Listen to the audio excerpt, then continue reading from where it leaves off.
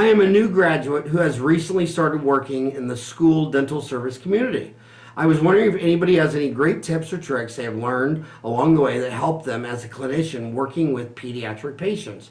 Okay, I just got to tell you, if I had to be a pediatric dentist or go to hell for eternity, I'd go to hell for eternity. And I have 4 kids and I love kids. But when mom's rubbing their foot and speaking in Spanish and the kids crying, my heart beats like 140, I'm sweating, and I'd rather work third shift at Taco Bell. And then there's people like Jeanette McLean she loves it. Well, I don't know why some people have to put avocado on everything they eat, and I could go the next 60 years without eating an avocado. I've never even cut into an avocado. Some people like avocado, some don't, some like kids. I like blood and guts. There's 2 types of dentists. There's a blood and guts, and I can tell by your first root canal. I mean, do you like a puff a sealer at the apex? Are you an apical barbarian? I mean, if I don't go in the bathroom after a procedure and see red drops of blood on my forehead, I know I didn't even have fun. I like blood and guts. I like extractions, laying flaps, blood and guts. But some people don't like blood and guts, and they like to do bleaching, bonding, veneers, all that kind of stuff like that. It's just preference. There's no right or wrong. If you could make a living doing bleaching, bonding, veneers, and Invisalign, that's the cosmetic market, which is really good when the markets are all going up and money's easy and disposable income is high. But when the economies start going down, number one rule, and every economist I know at ASU will say that when oil hits $100 a barrel, you go into recession. Why? Because if I have to spend $2 on my gas tank instead of $1, where am I not going to spend this dollar? Well, it's not going to be on their car payment or their phone payment. Their car payment and the phone payment are the 2 things they pay first. They'll walk away from their home, they'll walk away from their apartment, they'll go move in with mom, they'll quit paying their dental bills. The only 2 things Americans have to have is their car and their phone, and it's proven. And so when oil hits $100 and they don't have that dollar, that's why I always had Taco Bell, because I saw in my own staff, when they didn't have any money, you could find the money to eat at Taco Bell under your car seats. I mean, for $1, you can get 2 tacos, a drink, and some chips. They can feed themselves at $1. That's why the low-cost provider always wins. And if you look at my stocks, low-cost provider, I mean Walmart, Costco, Taco Bell, all those things like that. So low-cost provider always wins. Congratulations on getting involved in the community, because it's never what you know, it's who you know. Like if I was going to learn implants, yeah, I flew all the way to Pittsburgh for Carl Mace on 7 3D weekends, but you know what? You need to learn how to do implants by the guy who's going to bail you out. See, if you go ask your periodontist or oral surgeon and say, I'm going to start placing implants, and I'd rather you train me. I'll give you an example. I know a friend who wanted to learn ortho. And he took some courses. He took Brock Rondeau, he took Jack Schmidt. He took about 3, started doing it. Richard Litt with his program force. And then about 50 cases into it, he realized he hated ortho. Well, he had kept his orthodontist in the loop and had telling his orthodontist, and the orthodontist teaching him. And the orthodontist said to him, dude, I will finish all 50 of those cases if you promise me I'll be your only referral. He's like, done. A periodontist around here, they'll say, yeah, I'll teach you how to do implants, because you should probably learn how to do a single tooth implant. Maybe it's after 5 Saturdays I don't work, but I'll do the bigger cases, I'll do the complex cases. And yeah, when you get in a bind, you got a periodontist that can bail you out. So you didn't have to get on an airplane and fly to Florida or Key Londo or Dominican Republic or Mexico.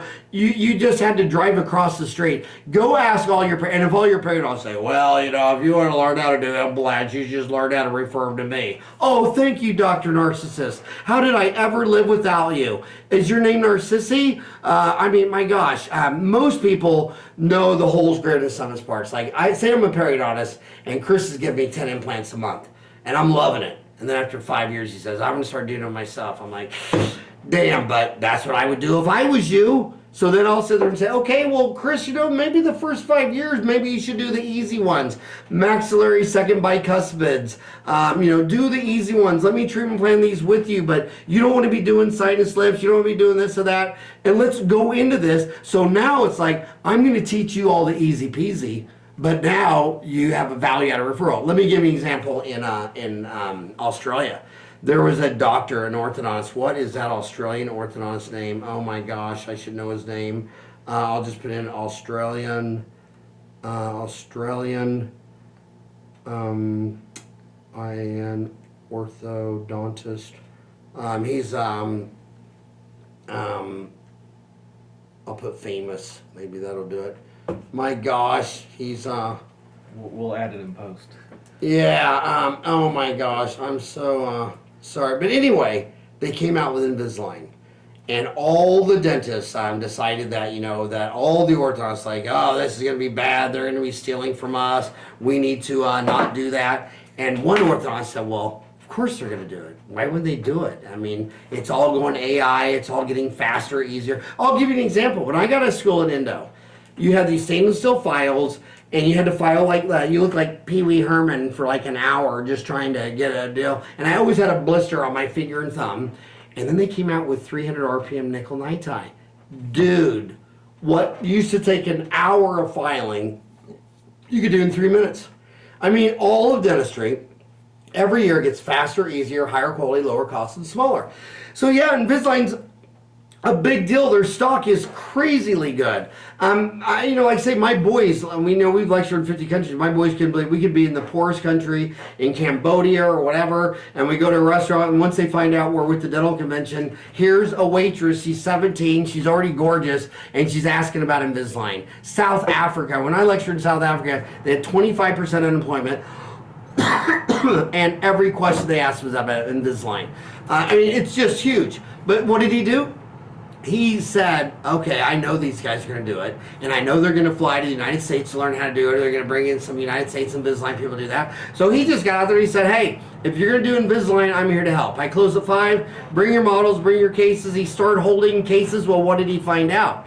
That, yeah, Invisalign's really fun and easy in a non-growing adult, 5 or 6 millimeters or less crowding. Basically someone who's, they're done growing. You're not trying to take a SAF estimating how Megan's going to grow from age 12 to 22. You're not pulling a bunch of teeth. I mean, so it's just the easy peasy adult, done growing lightly. And she's sitting there going, oh, this is crowded. She's only pointing to her front teeth. And you do those. But oh my God, if it's class 2, if it's class 3, if it looks like if it looks like you're going to have to do this stuff seriously and actually really try to figure this out, so you just give it to them. So now what does he have? So now he's in New South Wales. He's in Sydney. Now he has a 5 orthodontist associate group practice, north, south, east, west. He has a yacht. He invited me down there for his Christmas present. And who's that famous athlete, famous actor? Not Mel Gibson, the other one. He's actually born in New Zealand, but he lives in Australia. He was in that Roman fight where he fought to the end. You know who I'm talking about? 300? What was the Oh, it's not Mel Gibson. Who's the other Australian actor? The real famous one. Gladiator? Gladiator, what'd you say? Russell Crowe. Russell Crowe. He was going to be at the party. I wanted to go so bad, but it was a 17-hour flight each way, and it just didn't work out. But anyway, he made bank because he realized treat other people like you want to be treated. Hell yes, if I'm a general dentist, and I don't like blood and guts extractions and implants and root canals, and I'm not into laying flaps, and I'd rather not get into blood and suture, and I like bleaching, bonding, veneers, and ortho, and everybody's coming in asking about Invisalign because Invisalign is so good about advertising that they're raising the rates. People are coming in and asking you for Invisalign. They're not coming in and asking you for all these other companies. Invisalign is the one making the space, and he knew that the general dentist probably would want to and should do all the easy no-brainer cases.